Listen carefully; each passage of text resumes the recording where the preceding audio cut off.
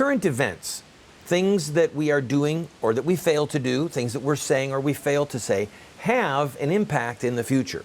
It sets us on a path, on a trajectory. Let's take a look today at ISIS, at the upcoming elections, even the controversy around Jessa Duggar's really good comments regarding child killing and the Jewish Holocaust. Welcome to the Voice of Resistance.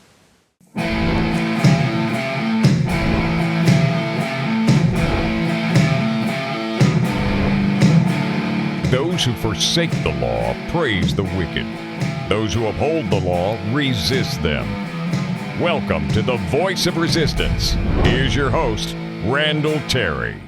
God rest the soul, God have mercy on Alan Henning, the second British hostage who was beheaded in the past few days by Islamic State devout Muslim men.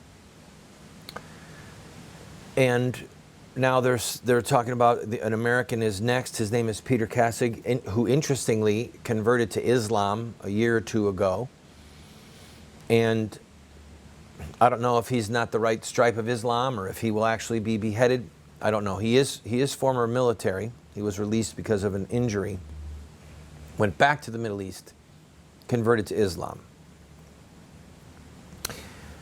Off the air, we were talking about why the lack of unity in America right now, why the lack of alarm. And there could be a lot of reasons. Could be that our bread and circuses have so duped us and have us so intoxicated that we don't care. Clearly it's because most of the hostages who have been beheaded are not Americans. It could also be because it's happening thousands of miles away on a sandy beach or a sandy hill somewhere, and they are not there's not much footage that can be played over and over again because they're just not going to show the footage on TV of these people being beheaded. So it's not like they can play the 9/11 footage of the Twin Towers coming down over and over, which tends to really solidify people, unify them, give them common rage, common images. And also I think that it's the lack of leadership in Washington, D.C. and in our state governments. If Obama would get on the air and say, we will stand against Islamic terrorism. If you attack one American, you attack us all. And if he really meant it, okay, then I think that there could be unity that's happening. But Obama has shown himself to be so weak and so pro-Islamic on so many levels. I mean, when he announced that we were going to bomb from the air ISIS targets, he used a good portion of his few minutes on TV to be an apologist for Islam. Again, repeating this deluded, deceptive mantra that Islam is a peaceful religion. None are as blind as the willfully blind. Okay? None are as blind as the willfully blind. So whether Obama is willfully blind or is willfully deceiving the American people because of some thing in his heart, some attachment he has to the Islamic world because of his own childhood, his own history, his own dad, I don't know. But I do know that he's failing as a leader. And I do know that the decisions that we are making right now in Washington, D.C. are going to have an impact for us. All right? Islamic State has just taken a city within rocket fire or munitions fire of Baghdad. All right? They are now in complete control of a city from which they can launch attacks in Baghdad. And Obama is still insisting that the U.S. will not put troops on the ground. Meanwhile, Turkey is dilly-dallying. Their parliament, their legislative body gave them permission, the military leaders, to go ahead and go south, go into Syria and attack ISIS, who's in control of a city 6 miles from the Turkish border, and they're not moving. So these decisions are going to have an impact on us because as ISIS continues to strengthen itself inside of the Levant, they are going to develop a new cadre of foreign nationals. There are Americans there, there are French there are Brits there, who are Muslims fighting with them, who have active American and British and French passports. Some of these people are already planning to come back into the United States, into England, into France, and wherever else to launch devout acts of Islamic jihad. I mean, we call them terrorism. And so we see these decisions. And another decision that's going to have a horrific impact on us for the foreseeable future is the failure to simply say the truth about Muhammad. All right? If we would just have the courage to allow the Islamic narrative to speak for itself. I mean, Joe Biden has been taken to task for saying that certain of our allies in the Middle East, among them Turkey, and I think the Arab Emirates was the other one, that they were a part of funding al-Qaeda. And then the White House ordered him to call the leaders of those nations and apologize. But, you know, as funny as it is, this is one of the only times where Joe Biden might have almost gotten it right. Because the truth of the matter is that Turkey's not our ally in this. Saudi Arabia is not our ally. Saudi Arabia is the #1 financier of terrorism in the world. And they're getting a lot of their money at the gas pumps in America, in the heartland. Do you understand? We're funding terrorism. So all of these decisions, the decision to not drill for oil off the coast of the Gulf of Mexico, or off of the eastern seaboard of Florida, or in Anwar up in Alaska, and to keep us dependent on Saudi oil, we're helping to fund terrorism. Our refusal to see and say the obvious, that Muhammad himself and the foundations of Islam themselves reek with the blood of the innocent. And they successfully destroyed a huge portion of Christian civilization. Our refusal to see and to say these simple truths, well, they're going to have an impact on us for a long time. It's not just the Marines who are looking for a few good men. I think sometimes heaven is looking for a few good men and women. I believe it's Isaiah chapter 6. Who will I send? Who will go for me? God's saying. Who will speak his word? Friend, you might think, there's nothing I can do. No. Don't say that. Don't say that. Jesus chose a bunch of poor, politically irrelevant people in his day to be his 12 apostles, his disciples. And they upended the entire Roman Empire because they had the courage to say and to do the right thing. And their actions set the world on a trajectory for good. So if we want to stop this trajectory of evil, we're going to have to face it with the truth and with courageous acts of valor, and be willing to pay the price at the front end for our honesty. Because if we don't, we're going to pay a price at the back end for the folly and the silence of our current leaders.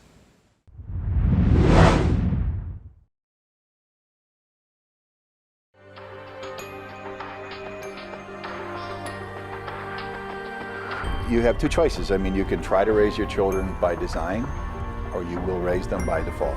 There are no perfect parents. We're going to get it wrong sometimes. If we have a plan, we've got a better chance of getting it right in the long run. There is something deep within the heart of every human being that longs for parental acceptance and approval. When does a boy become a man? Get a group of guys around and ask them that question. I don't think there's a certain age. Some men stay boys their whole life. I would say, 16, 18 years old. Wow, that's a good question. When they get bar mitzvah. Well, I think when he has a child. So I just became at 56, 56 years old. Without the power of the Holy Spirit changing us and giving us power over our sin, we can't hope to be the dads that our kids need us to be.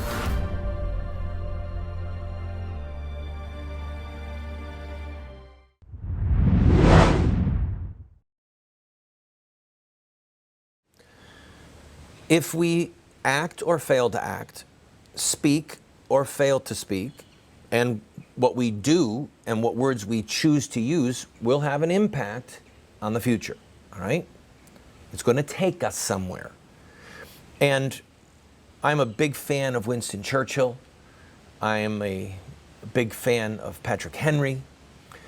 I'm a big fan of a lot of the early Christian martyrs. Justin Martyr was a brilliant brilliant philosopher and a courageous man who confronted the Caesars with the truth.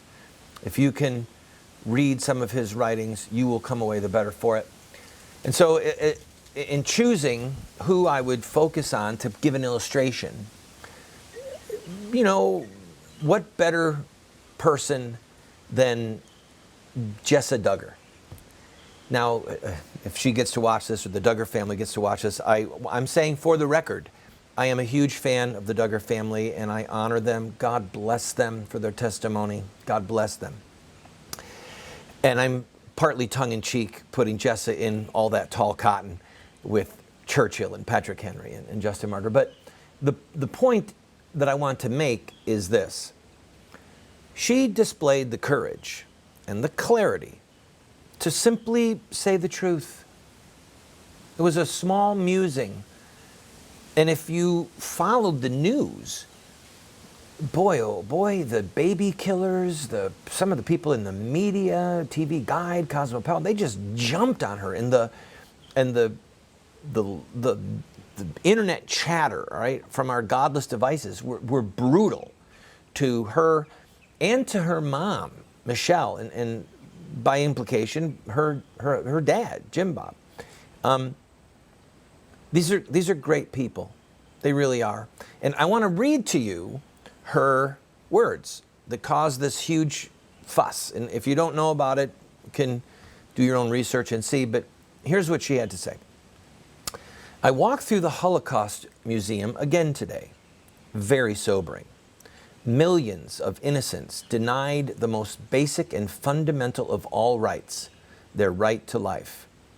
One human being destroying the life of another deemed, quote, less than human, close quote.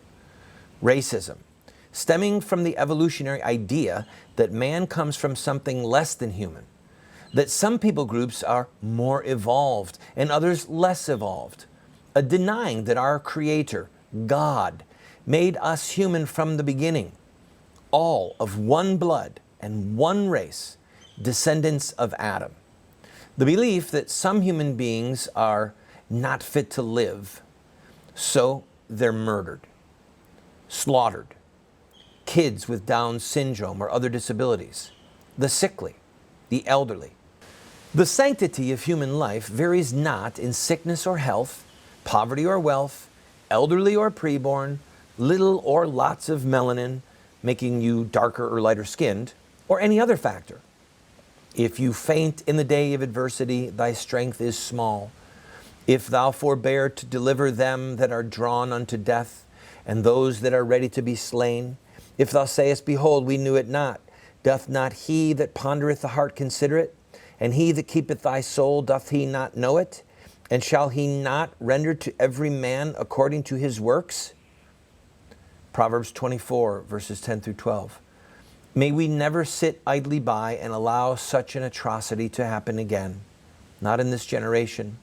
We must be a voice for those who cannot speak up for themselves, because every life is precious. God bless Jessa. This is cogent. It's well written. It's not shrill, but it doesn't equivocate.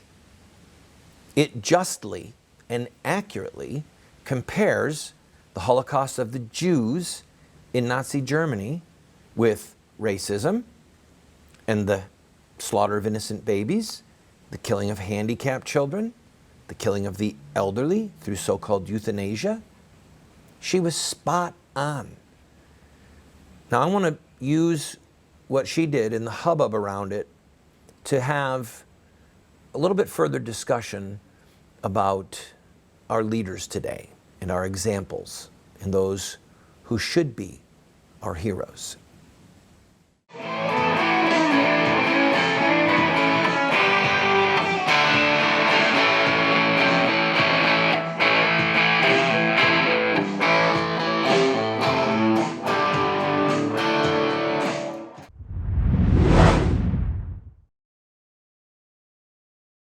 Do you want to get America out of the hands of wicked and unjust men and women who are destroying the republic before our eyes? and put leadership back into the hands of righteous men and women so that we don't die as a nation? Well, you're talking about social revolution, and there are rules in social revolution. We can look at the victorious social revolutions of the past, such as the end of slavery, the end of child labor, women's voting rights, the end of segregation, and so much more, and learn from their victories. Look at their actions, their images, their rhetoric, their sacrifices, and their final fruit. We will send you this series that originally cost $129, 7 books for students, 1 teacher's guide, if you'll give a gift of any size and just pay for shipping and handling. Take advantage of it today.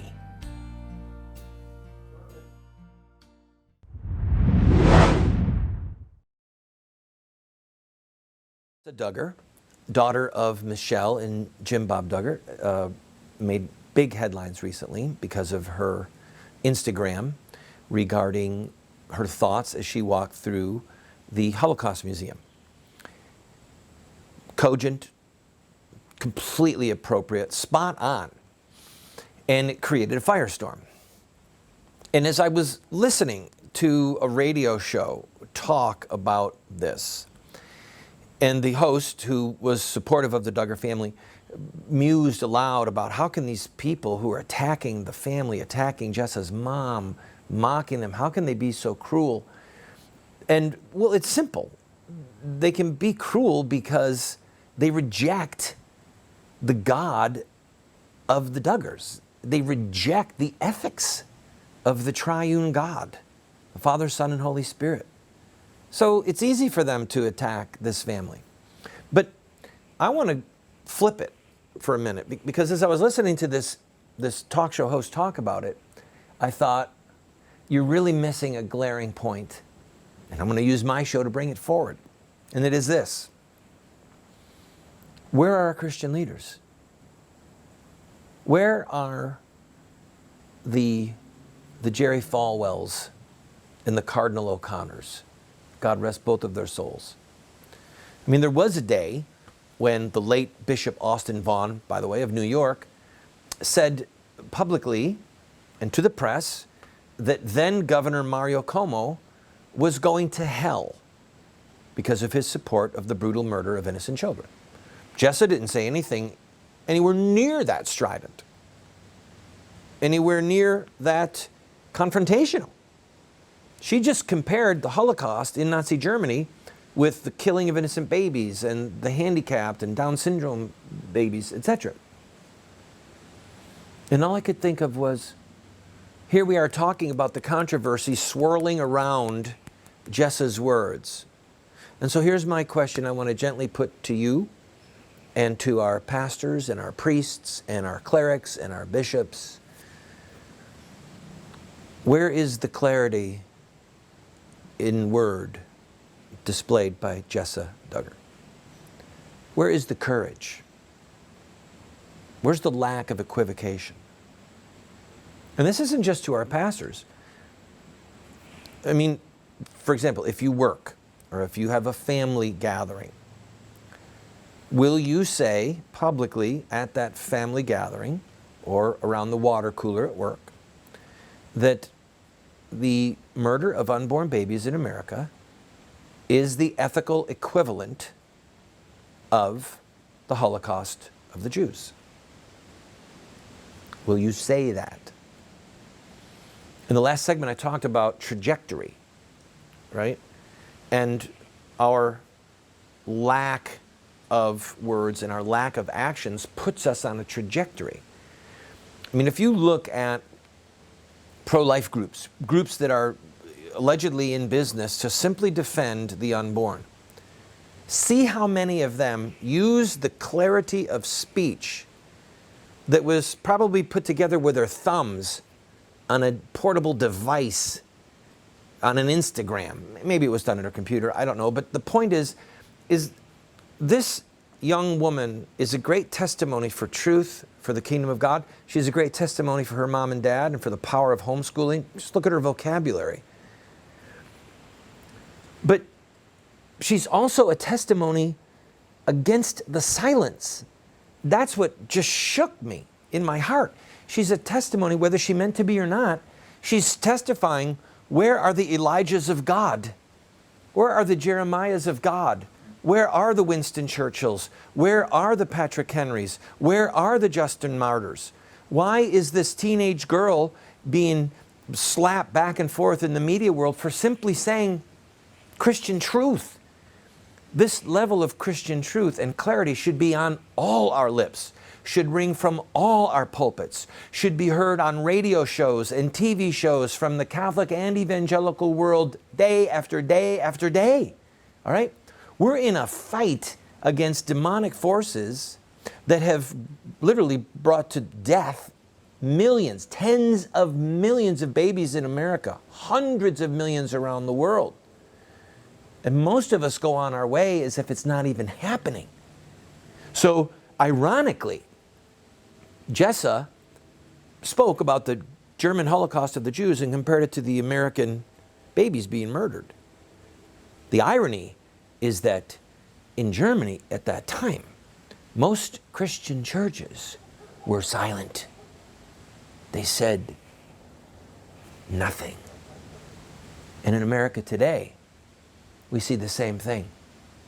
And when a young girl stands up for the babies and stands up for God, quotes the scriptures, Proverbs chapter 24, rescue those who are unjustly sentenced to death, don't stand back and let them die, is another more modern translation.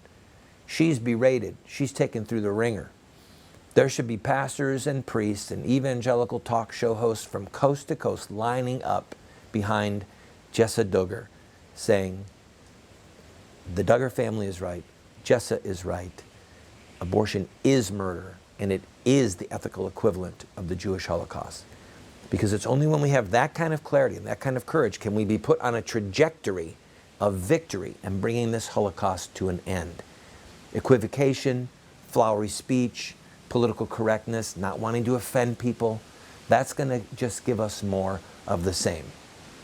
God bless Jessa Duggar.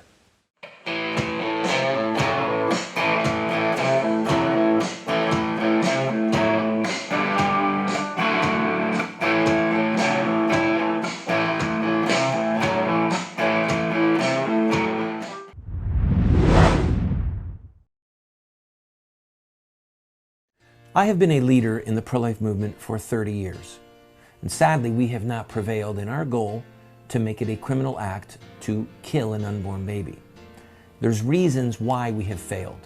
I wrote this book, A Humble Plea, to Catholic bishops, to evangelical clergy, and to lay people, explaining where we went wrong and what we have to do to prevail. We've made this available as a PDF online for free. I encourage you to go and download your own copy. We have put together what we call an online university for you. Now that's a highfalutin way of saying that we have a pretty significant library of material, books, tapes, videos that are there for you for free. Why are we doing this? Because America is desperate for new leaders, and because this material could help you to become the leader that you and God want you to be. Check it out and enjoy it.